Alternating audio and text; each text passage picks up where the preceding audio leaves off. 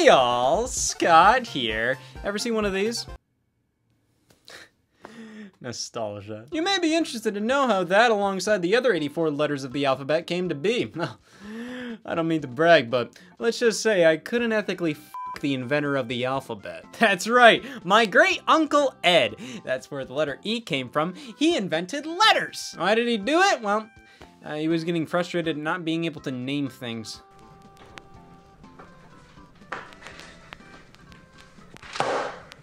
Mr. Bones! It's Mr. Bones! Why? What? When? How? We can't escape it. We all have to refer to a video game by its title at some point. You can only get so far without it.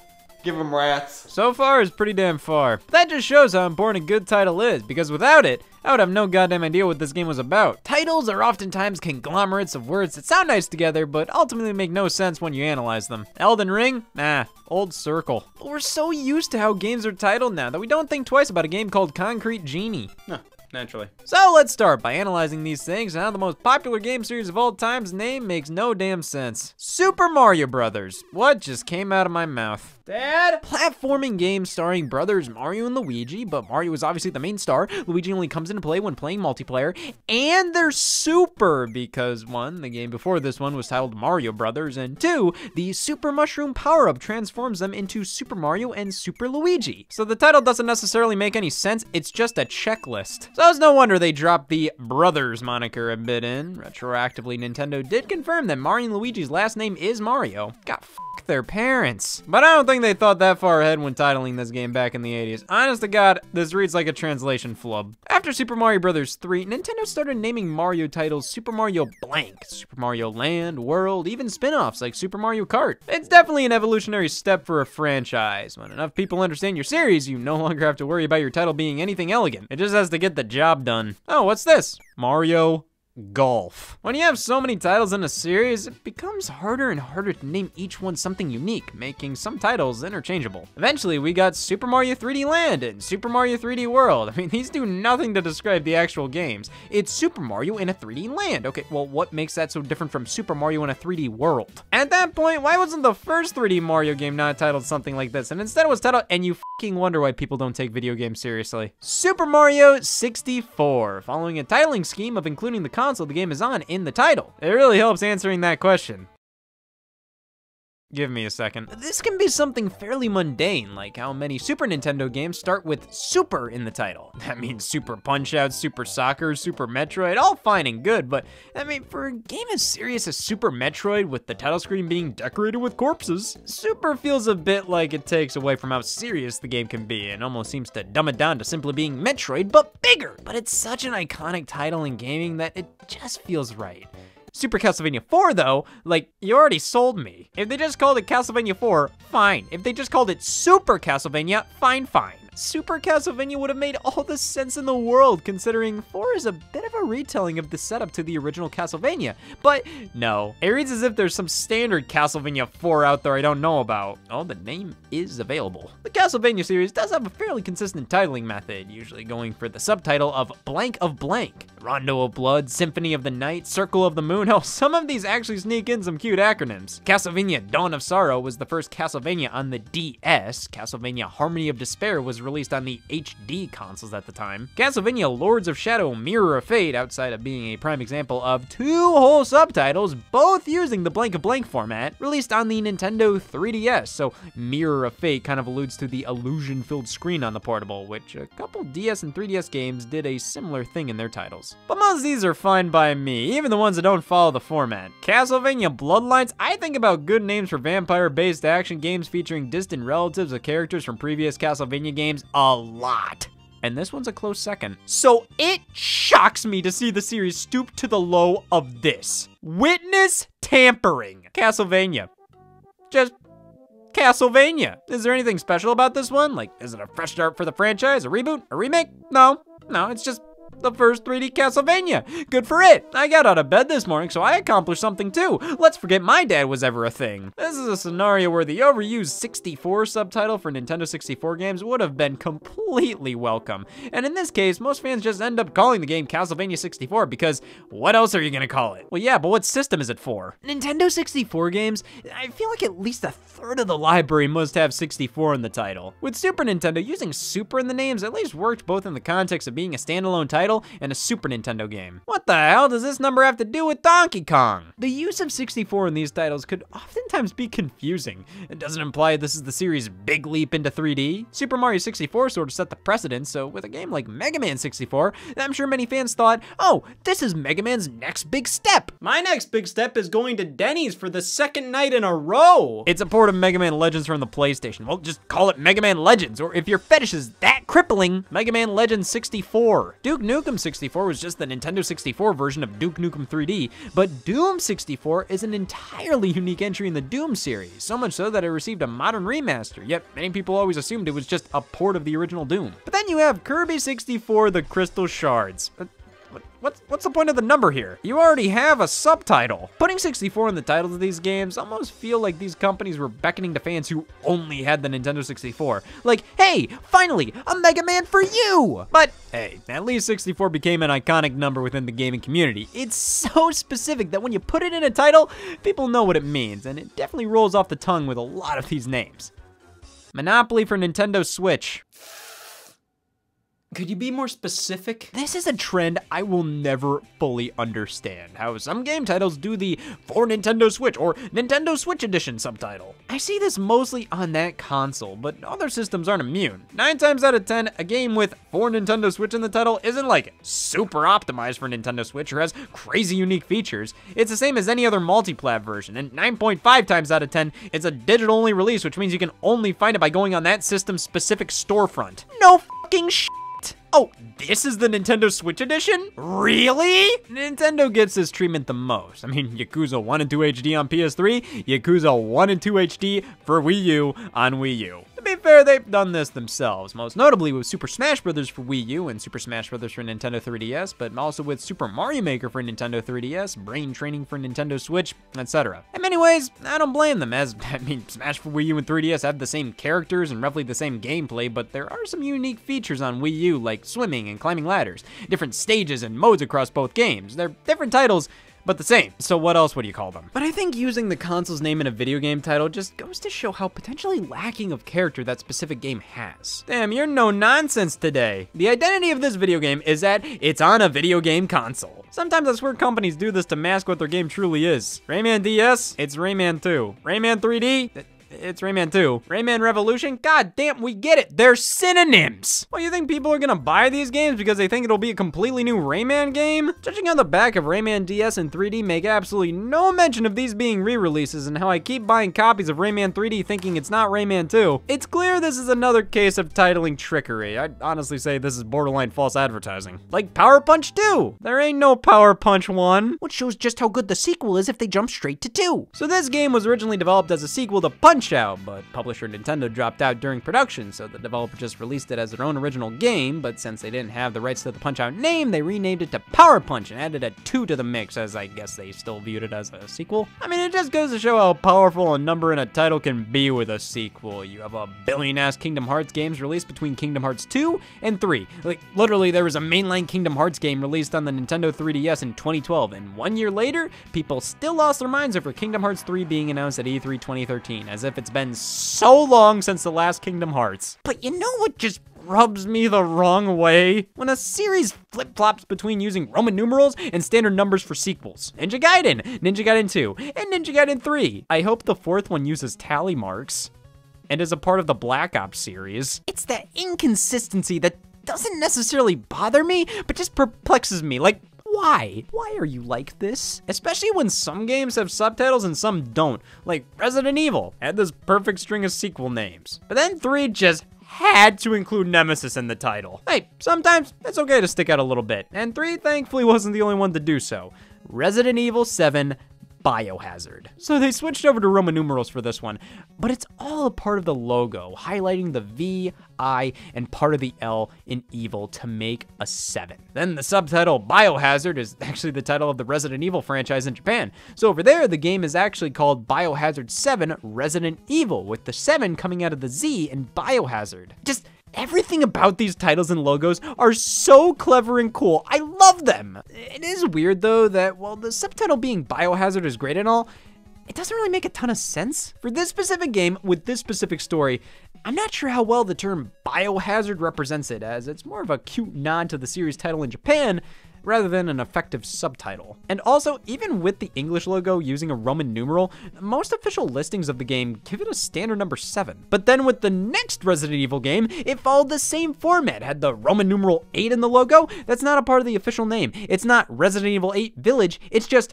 Resident Evil Village. Why is the logo like this then? It's like Horizon Forbidden West. They put this Roman numeral 2 right here, but never refer to it when talking about the game. Maybe it's a pause button. But these specific cases, I can live with. Well, not for an extended period of time. They don't irritate me, they just perplex me. Now, sequel titles that do irritate me, well, less so irritate, more so enable. Removing words from the franchise's name and following entries, I just don't like this. It feels cheap and tacky and lame, like the game producers are trying to get hip with the lingo. Oh, people just call our series Gears. Well, we do too. You know, Gears of War 5 takes the same amount of effort to say as Gears of War 2 does, and we were doing just fine back then. This makes Gears 5 feel more like a spin-off than the 5th main entry in the series. It oversimplifies the franchise down to one word, like this is the word for us. Gear? I think it would have stuck out more simplifying it down to of. At least with Zelda 2, The Adventure of Link, I mean, that's more acceptable due to Zelda being a far more iconic word, a word unanimously used to refer to the Legend of Zelda franchise as a whole. But man, it still just doesn't feel right. This works better as an abbreviation for fans to use. Quick slang for your game title, not its legal name. At least it's still easy to follow, you know? Gears 5 is the 5th main entry, Zelda 2 is the 2nd main entry. The 3rd, well, f me then. Titlers love breaking from tradition to nab some attention. Now, sometimes a series changes for the better. Just Dance went from numbering the entries to just flat out labeling them by the year, which when your yearly music game series is basically just changing the song list with each entry, that's a good change to make. Dance Dance Revolution always felt the need to give each title something unique, but it just overcomplicates everything. Like most of these subtitles are synonyms. For some series, just putting the year at the end, it makes sense. Like with Madden, nothing but consistency. Sure, they went from naming it John Madden Football to Madden NFL, going from abbreviations of years to full years, back to abbreviations again, and skipping John Madden Football 91. Okay, it's nothing but not consistency. However, ever since Madden NFL 06, things have been smooth sailing. Can't wait to look at the title for Madden 14! Well, now I have to change my legal documents. The 25th anniversary of Madden. Sure. Oh, technically, this is the 25th entry in the series, but come on! I consider this to be a real dumb titling quirk done to just stand out while making your entire franchise more confusing to keep up with. Oh yeah, Madden 25! That actually didn't release in 2024. Battlefield 1! No, the first Battlefield was Battlefield 1942, which was followed by Battlefield Vietnam, and then Battlefield 2, then Battlefield 2142, then Battlefield 3, 4, then 1, then 5, now with a Roman numeral. Then Battlefield 2042. Battlefield 1943 may seem like a sequel to Battlefield 1942, but it's just a spin-off, so what does that make Battlefield 1 a spin-off as well, since Battlefield 5 isn't called Battlefield 6? No, it's mainline, unlike Battlefield Online opposed to the other Battlefield games that play online. All of them. Now where does this fit in the picture? Battlefield Online was a Korean exclusive entry in the series that mainly took assets from previous games to make an online multiplayer-only PC game tailor-made for that market, which is a more common practice than you may think. I mean, Call of Duty did it with Call of Duty Online for the Chinese market. I just find the titling funny when pretty much all the other games in the franchise have online play, acting like this is the online one. When Call of Duty World War II was announced, I was pretty annoyed, like acting as if this was the first and only Call of Duty to do World War II. I understand it had been a while since the last game focused on it, but titling it implies like, yup, this is the Call of Duty based in World War II, and this is the banana. Come on, man, at least name it something like World War II Returns or something. I don't know. Call of Duty's already having the issue of reusing titles. We had Call of Duty 4 Modern Warfare, followed up with Call of Duty Modern Warfare 2, and later on 3. Then with some re-releases of the first Modern Warfare, the number 4 was dropped, like with Call of Duty Modern Warfare Reflex Edition and remastered, and then the 2019 game launched, Call of Duty Modern Warfare. To be fair, no other game was named that. And then the sequel to it,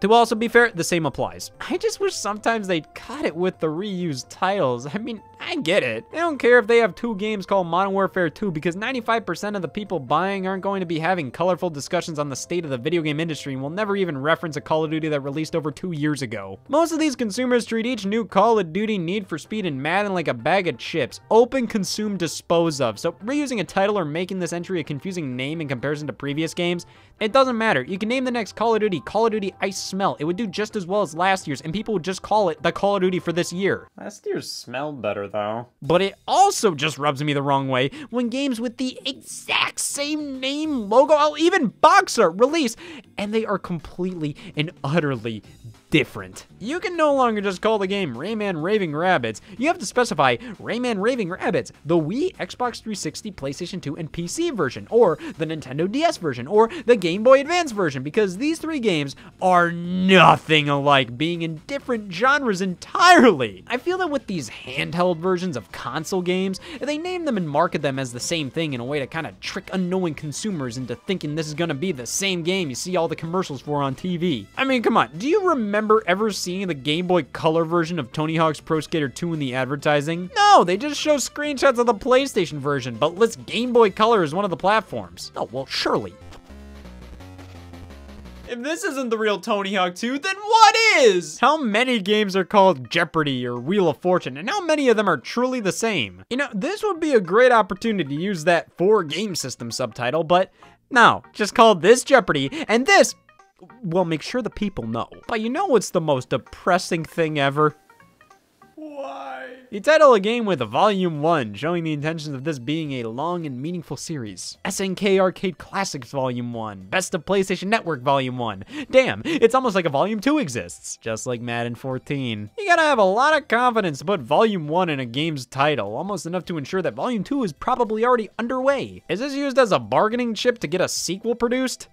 It doesn't work. I will say something. I love seeing a prequel with the subtitle 0. I just think it sounds good, feels good, like it's the perfect subtitle. It's a great buzzword on its own, and adding it to a franchise name, it's immediately obvious what it is. EarthBound released here in North America on the SNES, but is actually titled Mother 2 in Japan, with the first game on NES almost releasing over here in English, but getting canceled at the last minute. What was called Mother in Japan was meant to be called EarthBound here, but since that first game got scrapped, when they brought Mother 2 over, they just called that EarthBound. However, that original English localization was eventually found and dumped online by fans for people to download and play. Since we already had a game called EarthBound release, it just made sense for fans to call this EarthBound 0. I couldn't think of anything better to call it. You can find fan-made reproduction cartridges of the game with this title, and it just feels right. But then, Nintendo decided to finally officially release the game on the Wii U's eShop in 2015. What did they call it?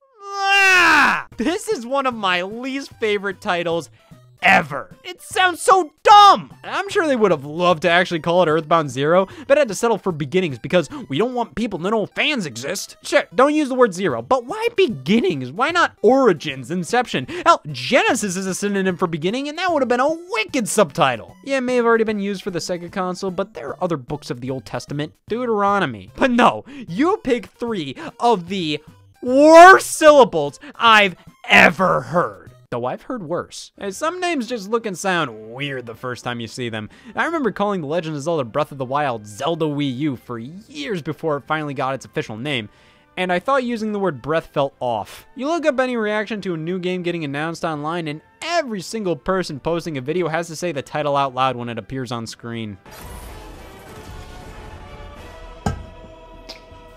Super Smash Bros. Ultimate? Oh, Jumanji the video game!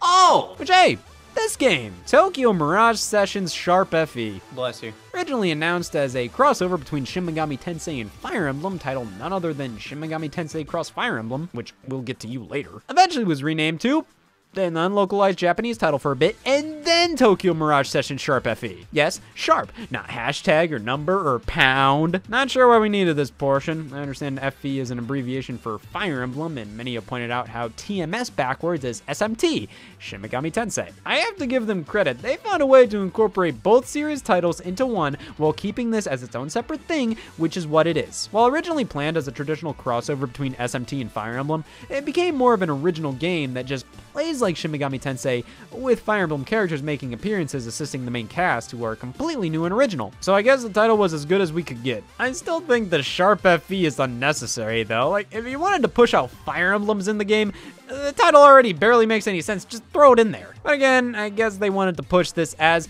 its own original thing rather than specifically advertise it as a Fire Emblem game. Except they did just that in a few trailers they posted online. I don't even play this game. Let's talk about that pesky cross. Christ. Kind of an odd trend for a bit there was using an X between two words to symbolize a crossover and pronouncing it as cross. Shin Megami Cross Fire Emblem, Street Fighter Cross Tekken, Street Fighter Cross Mega Man, Project Cross Zone, which, what is that? A tactical role-playing game featuring characters from Sega, Namco, and Capcom? Oh, I get the title now. Yeah. Letters. Then they started moving away from the cross and started using a plus sign instead. Mario plus Rabbids, Mario and Luigi Superstar Saga plus Bowser's Minions, 3D World plus Bowser's Fury, Advance Wars 1+2, Pro Skater 1+2, Box Boy plus Box Girl. Just where did this trend come from? The plus sign I find to look a little juvenile. I don't like that. I'm too mature for this. I'm an adult who eats caviar. Localized titles. Something they just don't do anymore. I've been a little confused as to why Bandai Namco stopped using the English title for Taiko no Tatsujin. You know, Taiko Drum Master. We got it over here on the PS2. It's just a fun rhythm game with a drum peripheral. We only ever got this game in North America, but Japan just kept on getting these damn things. Finally, in 2018, we got another localized title. The first Nintendo Switch entry in the series, Taiko no Tatsujin Drum and Fun. They didn't even try to change anything like they did with the PS2 game, changing the song list for North America. They didn't have the Jimmy Neutron theme in Japan. In Drum and Fun, it's nothing but Japanese pop songs, anime music, the works, which, hey, it's cool to see they're sticking to what makes Taiko Taiko. But like I said, I'm just confused why they don't just call it Taiko Drum Master over here still. It's not like a butchered localized title. Taiko no Tatsujin roughly translates to Taiko Master of Drums. I guess because they're barely changing anything from the Japanese releases song-wise now, they wanted to convey that through the title itself, which, thinking about it that way, it makes sense. Now, Europe, I have a question. Why? Mario and Luigi Dream Team. Good title, games about dreams and Mario and Luigi teaming up. Brilliant. Now, why did they have to call it Mario and Luigi Dream Team Brothers in Europe? To show they did the math? This is one of the most peculiar name changes from North America to Europe, second only to Mario and Luigi. Mario and Luigi Paper Jam. Great title. Game's about a crossover between the Mario and Luigi RPG series and the Paper Mario RPG series. Jamming them both together, it's absolutely perfect. But did their parents f***? Well, that makes even less sense. At least with Dream Team, it's like, okay, Dream Team and Brothers are related enough terms. Paper Jam Brothers just sounds like I'm ending one sentence and starting another. Europe often gets these over-explanatory titles, like Mario Strikers being titled Mario Strikers Football, Kirby's Return to Dreamland being Kirby's Adventure Wii, Star Fox being... I don't know. But hands down, one of the biggest localization titling fiascos was the Final Fantasy series. Final Fantasy 1, 2, and 3 all happily came over from Japan to North America. Not Europe, though. They were happy just getting the spin-off title Final Fantasy Mystic Quest, which was titled Mystic Quest Legend over there. And then all of a sudden, in 1997, math. After Final Fantasy 3 came Final Fantasy 7, or for Europe, after one Final Fantasy that wasn't even titled Final Fantasy, came Final Fantasy 7. This was, of course, due to not every Final Fantasy releasing outside of Japan at the time, so we never received the original Final Fantasy 2 and 3. Though we did receive 4, they just renamed it to Final Fantasy 2 over here. Same with 6, we got it as 3. By the time Final Fantasy 7 launched, I think they realized how counterintuitive this was. Sure, you may not have released all the games over here, but you're not even naming them something different with a subtitle or something, so in the end, we we have 2 Final Fantasy 2s and 2 3s. Eventually, they filled in the blanks over time. All the Final Fantasies became playable in some form throughout the world, so they did this for the best. If they kept up this naming convention, Final Fantasy X would actually be Final Fantasy VII, which would be the stupidest thing I've seen all day. It just turned midnight. Skipping entries is an oddly common trend with video games. Hell, Dragon Quest still does it to this day, and actually went through a whole localization name change back in the day, titled Dragon Warrior here for the first few entries until converting to the original Japanese name Dragon Quest. This was due to another product already being titled Dragon Quest in North America, similar to why Star Fox's name had to be changed in Europe for a bit until the rights issues were figured out for later entries. Hey, it may be confusing, but thank God they don't lie. If there's one thing I don't respect, it's a title that lies. Going back to Final Fantasy VII Remake. Is it a spoiler to say they're on thin ice? Not only does the game only cover the first, I don't know, third of the original Final Fantasy VII, now being split up into 3 different remake entries, but they changed so much and turned it into a completely different game with a completely different story. To be fair, they are remaking it. Just because you remake something doesn't mean it's beat for beat. The title doesn't lie like crazy, but they obviously know what they're doing. The box art and logo, the opening, it's all supposed to give the vibe that this is the original Final Fantasy VII remade for modern audiences, but in reality, it's an alternate take on FF7, so calling it this is kind of misleading. There's no getting around it. Though I can understand and agree with arguments in its favor, Dreamcast Collection gets no sympathy. That's a damn Sega Saturn game! Grand Theft Auto, the Trilogy, the Definitive Edition. Alright, well, you use the word "the" in the title twice. No, 3 times. I just find this to be a sloppy one. The Trilogy, the Definitive Edition. But on top of that, Definitive Edition. Yeah, okay. Definitive Edition should only be used when, like, yeah, no shit. Xenoblade Chronicles Definitive Edition is definitely the definitive way to play, but even then, when it doesn't include some content introduced in Xenoblade Chronicles 3D, like, you could've just called it Xenoblade Remastered, you know? And don't even get me started on movie games. Like, isn't it kind of weird when a game based on a movie still has the word movie in it? Like, I get it, it's based on the movie. You can't just call the game based on the SpongeBob movie anything but. That's why it's good to be more specific sometimes. This isn't B-movie, this is B-movie game. Just call it B-game. Oh, I'm sorry, that's already taken. But you know what really rubs me the wrong way with many games like this is when you have to have the presenter at the beginning of the title. It's not Tarzan Untamed, it's Disney's Tarzan Untamed. In a game like Epic Mickey, it's not even Disney's Epic Mickey, it's just Disney Epic Mickey. Where does it go on an alphabetical list? Is this Guilty Party or Disney Guilty Party? Is this Cars the video game or Disney Pixar Cars the video game? It's like everybody just calls this series Civilization, not Sid Meier's Civilization, but that's what's on the game's spine. So when I alphabetize my games, do I do the right thing the wrong way or the wrong thing the right way? Alphabetizing your games definitely makes you see these things in a bit of a different light. Like how some Mario spin-offs swap between titling themselves Mario and Super Mario, which can get kind of annoying when games like Super Mario Party and Mario Party Superstars are on the same console. Now they go on different spots on the shelf. Then when you have sequels to games that always start with a different word, Tomb Raider, Rise of the Tomb Raider, Shadow of the Tomb Raider, the first game is last tier. The World Ends With You to Neo, The World Ends With You.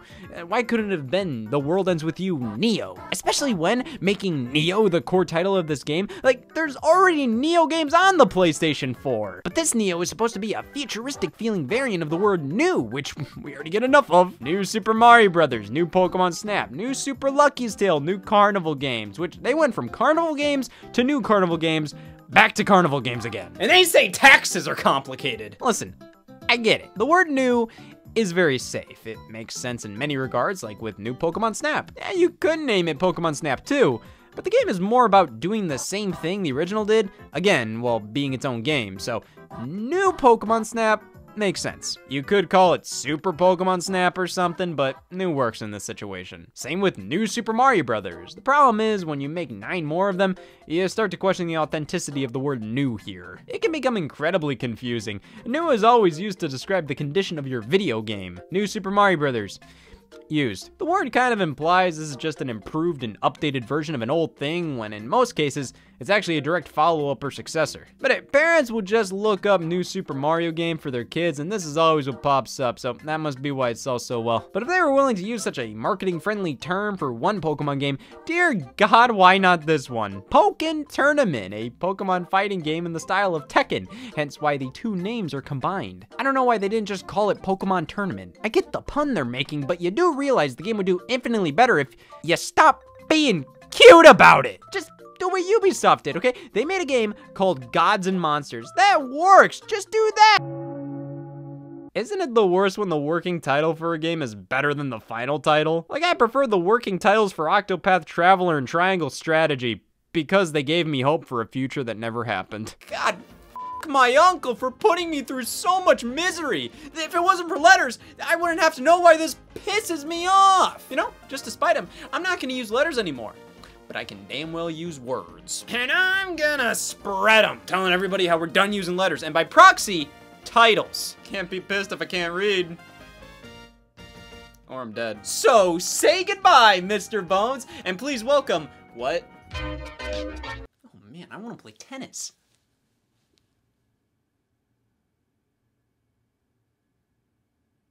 What have I done?